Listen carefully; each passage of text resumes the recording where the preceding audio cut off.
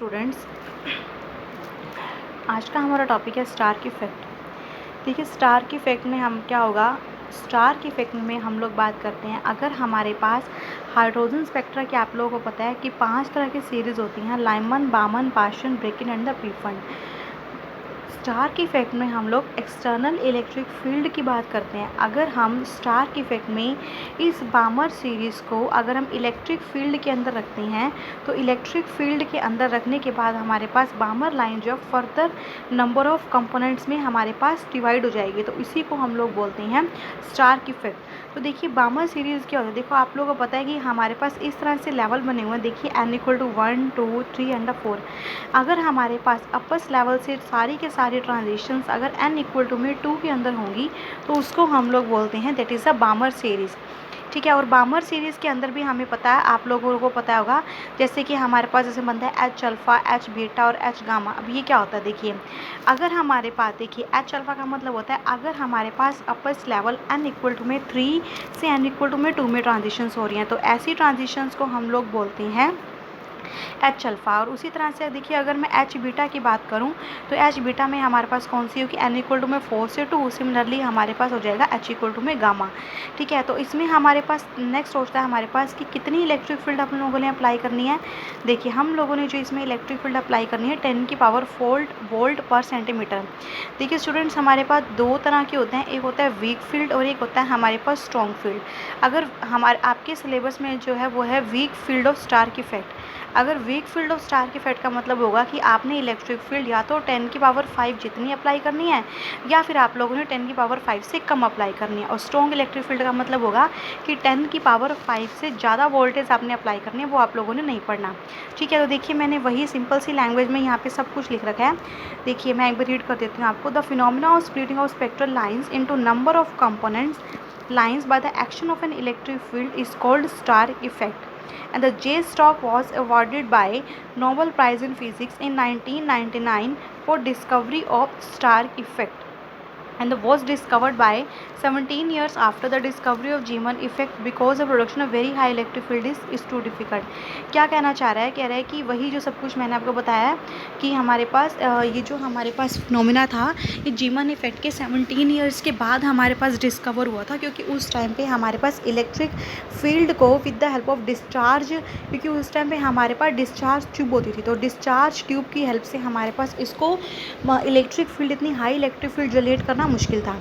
ठीक है, अब नेक्स्ट देखिए हमारे पास मेन फीचर्स ऑफ स्टार की इफेक्ट। देखिए सबसे इंपॉर्टेंट हमारे पास मेन फीचर्स है कि जैसे जैसे हमारे पास प्रिंसिपल क्वांटम नंबर की वैल्यू बढ़ती है तो उसी तरह से हमारे पास फर्दर नंबर ऑफ कंपोनेंट्स की जो स्प्लिटिंग है वो भी हमारे पास बढ़ती जाएंगी।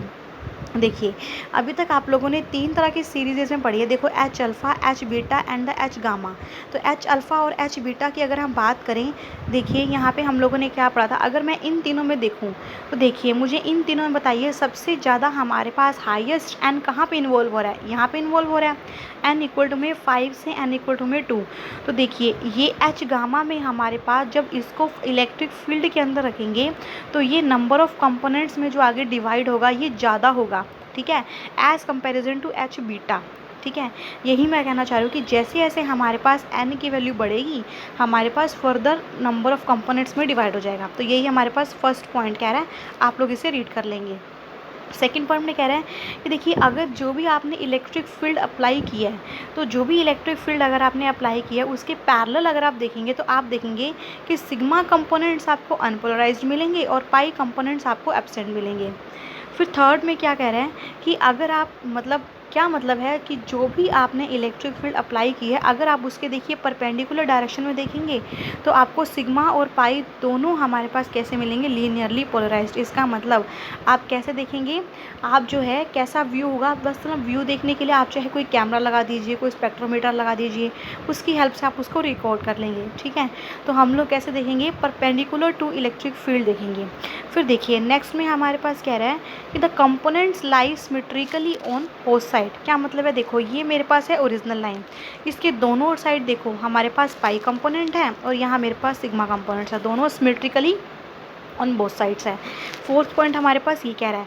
देखिए फिफ्थ पॉइंट क्या कह रहा है, फिफ्थ पॉइंट में कह रहा है देखो जैसे जैसे आप इलेक्ट्रिक फील्ड की वैल्यू को बढ़ाएंगे ना, तो जब तक इलेक्ट्रिक फील्ड की वैल्यू 10⁵ वोल्ट जितनी नहीं पहुंच जाती तब तक हमारे पास इनके ये जो आपको लाइंस दिख रही है ना, इन लाइंस के बीच का जो डिस्टेंस है ना वो बढ़ता जाएगा। देखिए अगर आप नोट करें, देखिए ये फर्स्ट नंबर है, ये सेकेंड नंबर है, ये थर्ड नंबर है और ये फोर्थ नंबर है।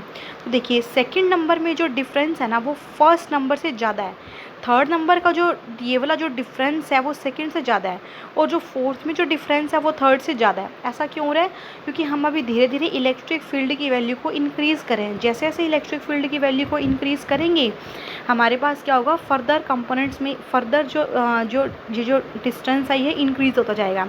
यही मैंने फिफ्थ पॉइंट में लिखा है, आप इसे अच्छे से रीड कर लेंगे। देखिए फिर नेक्स्ट है हमारे पास हम लोग पढ़ेंगे that is a types of Stark effect. देखिए दो तरह के हम लोग पढ़ेंगे, एक पढ़ेंगे फर्स्ट ऑर्डर और एक पढ़ेंगे सेकंड ऑर्डर। देखिए एक ये हमारे पास ना इक्वेशन होती है, इसको बोलते हैं term value, that is A E plus B E square plus में C E cube. E is the electric field और ए बी सी हमारे पास तीनों ही हमारे पास कांस्टेंट है। फर्स्ट ऑर्डर स्टार्क इफेक्ट में क्या पढ़ेंगे कि जो टर्म वैल्यू होगी, ये टर्म वैल्यू हमारे पास फर्स्ट ऑर्डर स्टार्क इफेक्ट कहता है term value directly proportional to होती है हमारे पास इलेक्ट्रिक फील्ड स्ट्रेंथ ई के डायरेक्टली प्रोपोर्शनल टू होती है हमारे पास। तो देखिए फर्स्ट ऑर्डर स्टार्क इफेक्ट कहता है आप इसमें सिर्फ और सिर्फ इसकी बात करेंगे, ठीक है, मतलब कि जो फर्स्ट वैल्यू है सिर्फ इसी को इंक्लूड करेंगे और ये सारा फैक्टर्स को आप लोग कर देंगे निगलेक्ट। तो यहाँ पे यही हमारे पास कहता है फर्स्ट ऑर्डर स्टार्क इफेक्ट, कि फर्स्ट ऑर्डर स्टार्क इफेक्ट में term value directly proportional to होती है हमारे पास इलेक्ट्रिक फील्ड स्ट्रेंथ के, बाकी टर्म्स को निगलेक्ट कर देंगे। इसी को बोलते हैं लीनियर स्टार्क इफेक्ट और इसी को बोलते हैं first order Stark effect. 2 number के पॉइंट ऑफ व्यू से स्टूडेंट बहुत ही इंपॉर्टेंट क्वेश्चन है कि what is the linear Stark effect. तो आपका आंसर क्या होगा, लीनियर स्टार्क इफेक्ट में term value directly proportional to होती है इलेक्ट्रिक फील्ड स्ट्रेंथ ई के, और ये इलेक्ट्रिक फील्ड स्ट्रेंथ की सिंगल 1 पावर के ऊपर डिपेंड करती है। तो यही मैंने लिखा हुआ है, आप इसे भी रीड करेंगे। नेक्स्ट है हमारे पास देखिए सेकंड ऑर्डर हमारे पास स्टार्क इफेक्ट, बस सिंपल है। सेकंड ऑर्डर स्टार्क इफेक्ट में देखिए हमारे पास क्या हो जाएगा, अब ये हमारे पास जो टर्म वैल्यू होगी ना वो टर्म वैल्यू इसके ऊपर डिपेंड करेगी, that is A E plus में बी ई स्क्वायर के ऊपर, ठीक है। और दूसरी खास बात क्या होगी सेकंड ऑर्डर स्टार्क इफेक्ट की, ये तो हमारे पास देखो हम कहेंगे कि इसमें जो टर्म वैल्यू है वो ई के डायरेक्टली प्रोपोर्शनल नहीं होगी, बल्कि देखिए ये मेरे पास कैसी होगी, क्वाड्रेटिक की नेचर होगी, ए ई प्लस में बी ई स्क्वायर के ऊपर। और ये जो सारे के सारे टर्म होंगे इनको हम कर देंगे निगलेक्ट, किस में करेंगे neglect, second order Stark effect में, ठीक है। तो ये है हमारे पास सबसे इंपॉर्टेंट चीज़ इसके अंदर ये है, ठीक है। तो देखिए वही मैंने लिखा हुआ है, क्या लिखा हुआ है, if the Stark splitting is not, ठीक है, देखिए ये मैंने लिखा हुआ है is not directly proportional to electric field strength E and can be express by taking into account 2 terms. देखिए 2 टर्म्स ले ली, that is called second order stark effect. Here spectral lines are splitted into components which don't lie symmetrically about a region। देखिए ये सबसे important है, उसमें हमारे पास देखिए first order में क्या था, सिंगल पावर ऑफ ई पे डिपेंड थी और उसमें हमारे पास सिग्मा और पाई कंपोनेंट्स जो होंगे वो दोनों साइड सिमेट्रिकली आएंगे, ठीक है। अब ये मैंने आपको ऊपर जो मेन फीचर्स किए थे ना वहाँ पे आपको मैंने बताई भी है ये चीज़ कि कैसे सिमेट्रिकली आते हैं। तो सेकंड ऑर्डर स्टार्क इफेक्ट में क्या होगा, क्योंकि ये ई के डायरेक्टली प्रोपोर्शनल नहीं है तो ये हमारे पास क्या होगा, इस तरह से don't lie symmetrically about origin, ठीक है। तो इसको बोलेंगे this effect is observe when strength of applied electric field is greater than 10⁵ volt पर सेंटीमीटर। जैसे कि मैंने बताया था 2 तरह की हैं, वीक फील्ड और द स्ट्रॉन्ग फील्ड। तो स्ट्रॉन्ग फील्ड में हमारे पास क्या होगा, 10⁵ वोल्ट से ज़्यादा हमने अप्लाई करनी है, और ये मैंने कहा था कि आप लोगों ने पढ़ना ही नहीं है, हम लोगों ने सिर्फ और सिर्फ क्या पढ़ेंगे, फर्स्ट ऑर्डर स्टार्क इफेक्ट ही हम लोग पढ़ेंगे। कि जस्ट आपको बता दिया, फिर भी अगर एग्ज़ाम में 2 नंबर में आ गए तो आपको पता होना चाहिए कि एक स्टार्क इफेक्ट 2 तरह के होते हैं, weak field and the Stark field. तो हम नेक्स्ट वीडियो लेक्चर में weak field due to Stark effect उसको बहुत ही डिटेल में पढ़ेंगे और एग्ज़ाम पॉइंट ऑफ व्यू से it's very very important. Okay students, आज के लिए इतना ही, नेक्स्ट वीडियो में पढ़ेंगे Stark effect due to weak electric field. Okay students, thank you.